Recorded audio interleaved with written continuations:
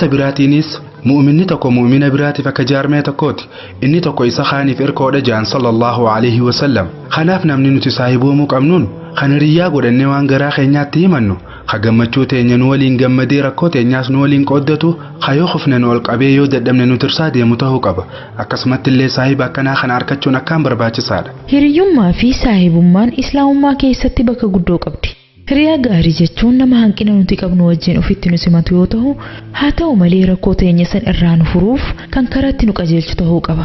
Rakkoo qabnu san wajjin kan dirreetti nama gatu ta'uu hin qabu. Hiriyaan gaariin kan yeroo nuti dogongoraan isa meene nutti dallanu osoo hin taane nama dhiifama nuuf godhee rabbiif jecha nu gorfatu ta'uu qaba. Kanaafuu hiriyaa keenya of eeggannaa guddaadhaan filatuu qabna. Ergamaan Rabbiitis sallallahu alaihi wasallam waa'ee hiriyaa kana jajjabeessanii nuuf dhaamanii jiran. Namni tokko sababa hiriyaa isaa karaa irraa jallachuu danda'a.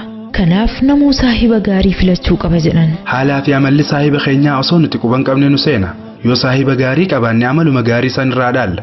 Yoo saahiba hamaa karaa rabbii irraa nama jallisu saahiboomnes osuma firraan beekin karaa jallinaa irra buuna. Dhimma kanarratti Rabbiin subhaanahu wa ta'ala Quraana keessatti suuraa Al-Furqaan ayata 27-28 irratti akkana jedhe. ويوم يعد الظالم على يديه يقول يا ليتني اتخذت مع الرسول سبيلا يا ويلتى ليتني لم اتخذ فلانا خليلا.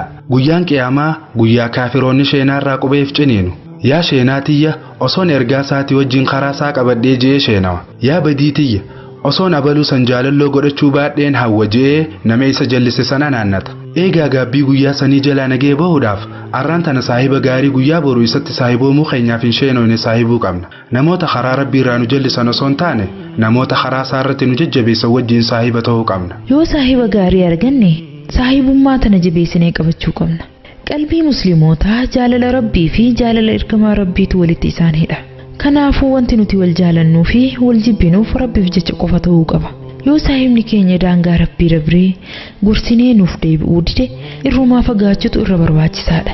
Haa ta'u malee dhimma dhuunfaa keenyaatiif jecha irraa baqachuun jaalatamaa miti. Waan saahibni keenya nu miidhe obsuufii qabna. Ergamaan Rabbii sallallahu alaihi wasallam guyyaa takkallee dhimma dhuunfaa isaaniitiif jedhanii nama jibbanii hin beekan.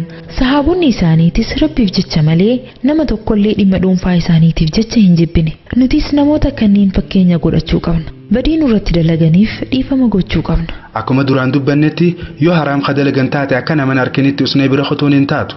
Haraam isaan dalaganiif ka isaaniif dhiifama godhu Rabbii guddaadha. Ta'us garuu yoo hiriyoota keenya irratti waan hamtuu harkine isaan qeequ